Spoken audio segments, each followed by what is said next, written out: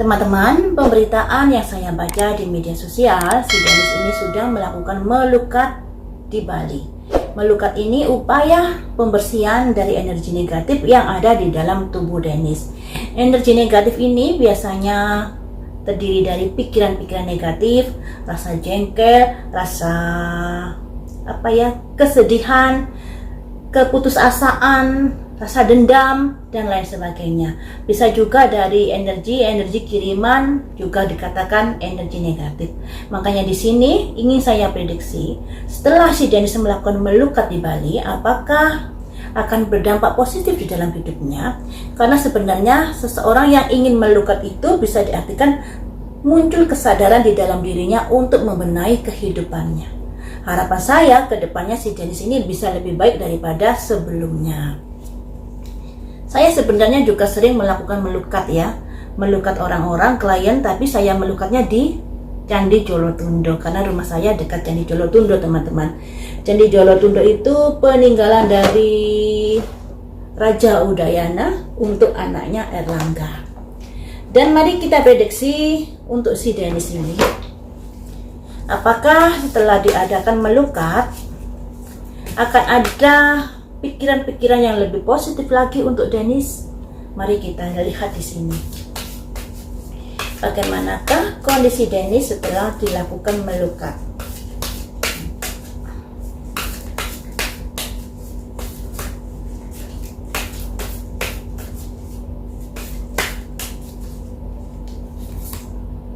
Ada kumpulan sensi.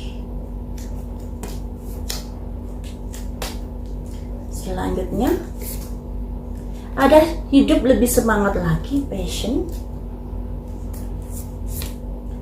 Ada hidup lebih bahagia lagi. Tapi di sini si Dennis juga mengalami kebimbangan lagi di dalam kehidupannya nantinya. Ada perluasan terkait dengan gosip-gosip miring atau hal-hal isu yang beredar mengenai dirinya.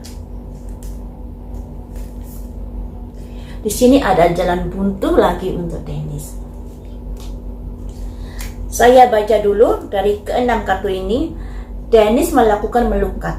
Itu sesuatu yang positif karena bisa dikatakan si Dennis ini muncul kesadaran dirinya untuk bisa berbenah diri, untuk bisa lebih baik lagi di dalam kehidupan atau dalam menjalani kehidupan nantinya.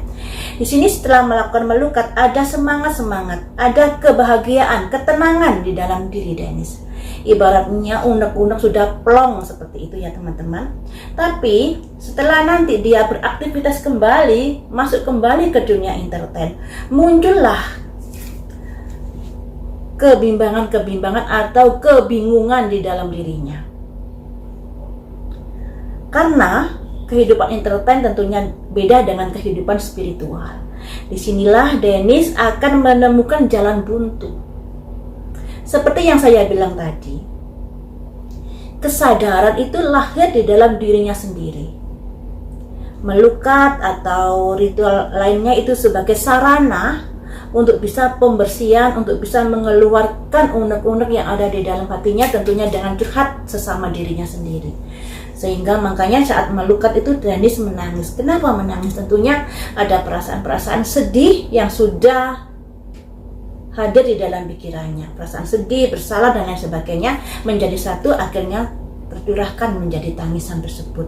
Dan di sini setelah dia nanti kembali ke dunia entertain, akan menghadapi jalan buntu lagi.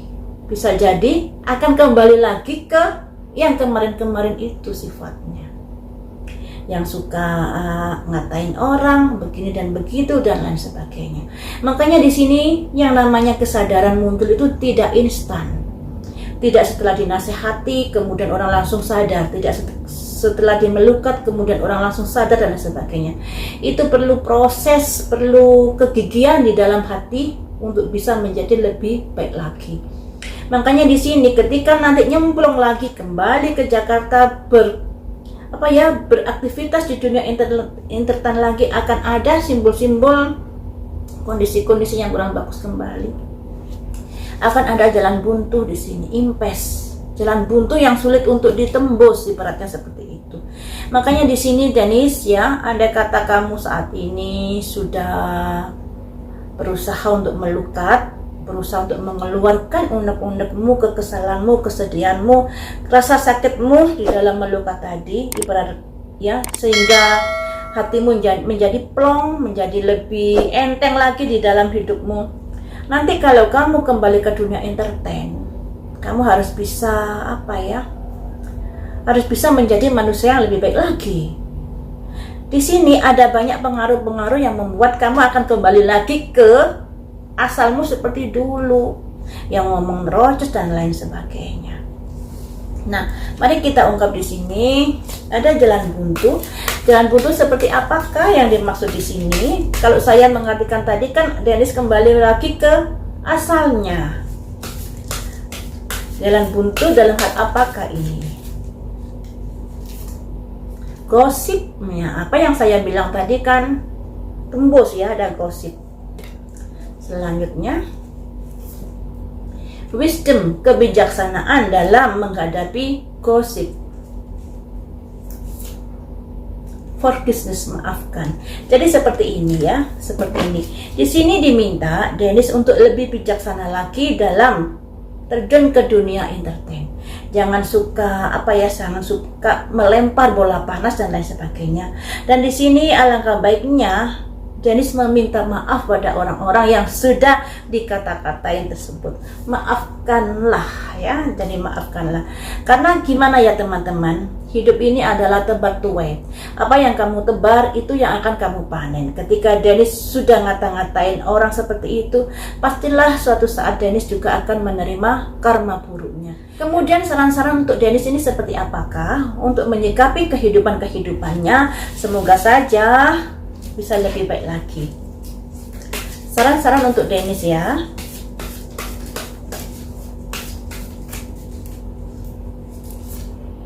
Vanity. Jangan ada kesombongan, jangan ada kearoganan, jangan ada merasa saya paling benar, kamu yang salah. Selama ini Dennis lebih sering mengatakan orang lain yang bersalah daripada dirinya. Ya. Selanjutnya saran apakah untuk Dennis? Trickery, tipu daya. Jangan ada tipu daya di dalam hidupmu. Harus jujur, apa yang kamu katakan harus jujur ya. Selanjutnya, atau jangan mengorbankan orang lain demi untuk membenarkan dirimu. Selanjutnya, ada dissipating. Jangan lakukan perbuatan-perbuatan yang menggambur-gamburkan waktu. Si Dennis ini bekerja keras ya. Apa yang dikatakan, apa yang dikontenkan, dia berharap ada imbal balik untuknya. Dan di sini ada dissipating. Jadi kayaknya Dennis ini melakukan sesuatu kegiatan yang membuang-buang waktu. Kegiatan apakah itu? Apakah dia mengata-ngatain seseorang yang RD, yang begini itu adalah sesuatu yang sia-sia belaka? Ya itu mungkin saja sia-sia belaka, karena dengan dia mengata-ngatain RD yang begini yang begitu, terus merembet ke A, I, U, E, O yang pada akhirnya dia tidak bisa podcast atau tidak diundang podcast ke para YouTuber ya, yang biasanya podcast itu. Selanjutnya, nasihat untuk Dennis, tumbuh, selalu tumbuh, jangan menyerah. Insting naluri, mengedepankan suara hatimu. Dan miracle, semoga kehidupanmu ada keajaiban, keberuntungan, berkah yang berlimpah di dalam kehidupanmu. Jadi seperti ini, setelah Dennis ini melewati masa-masa yang sangat sulit, saya rasa sangat sulit ini dikarenakan si Dennis ini sangat-sangat mencintai RD. Sangat mencintai ya. Terkait cintanya tulus atau tidak, si Dennis sendiri yang tahu.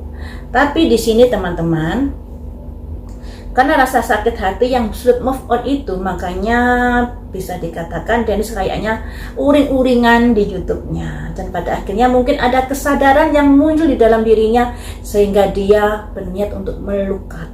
Nah, sebuah kegiatan yang sangat bagus untuk melukat, untuk menumbuhkan rasa kesadaran, untuk bisa melepaskan energi negatif di dalam tubuhnya. Tapi di sini setelah habis melukat, dia kembali lagi ke dunia entertain, kambuh lagi. Kurang bijaksana dalam menyikapi pemberitaan-pemberitaan atau suka melempar bola panas pada orang-orang yang ada kaitannya dengan dirinya. Makanya di sini Dennis diminta, maafkanlah semuanya itu. Kamu harus bisa melepaskan semuanya itu agar hidupmu bisa lebih lapang lagi. Kemudian dinasehati juga, kamu jangan merasa paling benar di sini. Ada vanity. Karena apa yang terjadi pada dirimu itu tak lepas dari karma yang sudah kamu tuai. Jadi kamu ditinggal LD, kamu begini, kamu begitu, itu tak lepas dari perbuatan tebar tuainya. Nah, ketika karma buruk itu harus diterima, kamu harus introspeksi diri. Jangan malah memperdalam karma burukmu dengan menyangkut pautkan ini itu, ngatain ini itu, yang pada akhirnya kamu semakin tenggelam di dalam keburukan. Ini ya. Kemudian ada tragedi korban. Kamu jangan menjadikan orang-orang lain sebagai korbanmu. Korbannya ini siapa saja sih? Misalnya Luna Maya, di mana Luna Maya sudah menghubungi Denny Sumargo dan lain sebagainya agar lebih bijaksana lagi di dalam menayangkan podcastnya. Si Dennis marah ngata-ngatain Luna Maya. Jangan begitu, ya. Jadi introspeksi diri saja, mengapa podcastmu nggak ditayangkan? Adakah unsur edukasinya atau adakah hal-hal yang tidak patut untuk ditonton? Jadi harus introspeksi diri. Kemudian ketika kamu berpikir hal-hal itu saja dalam hidupmu yang terkait RD yang pada akhirnya berkembang liar seperti saat ini, itu buang-buang waktu. Padahal kamu memiliki potensi yang lebih daripada itu. Makanya di sini lupakan RD, fokus pada karir yang bagus, jalin kembali silaturahmi dengan para artis-artis senior. Semoga kamu bisa lebih tumbuh lagi di karirmu. Dan di dalam melangkah harus menggunakan naluri. Untuk apa manusia diberi hati nurani dan akal sehat? Untuk mempertimbangkan sebelum melakukan sesuatu. Nah, ketika kamu salah melakukan sesuatu, yang terjadi akan ada imbasnya yang akan kamu terima. Seperti itu. Nah, ketika kamu menjalin hubungan dengan suami orang, ya pasti akan ada imbas yang akan kamu terima. Nah, ketika imbasnya itu saat ini sudah turun kepadamu, ya harus legowo menerimanya. Resiko menjalin hubungan dengan suami orang.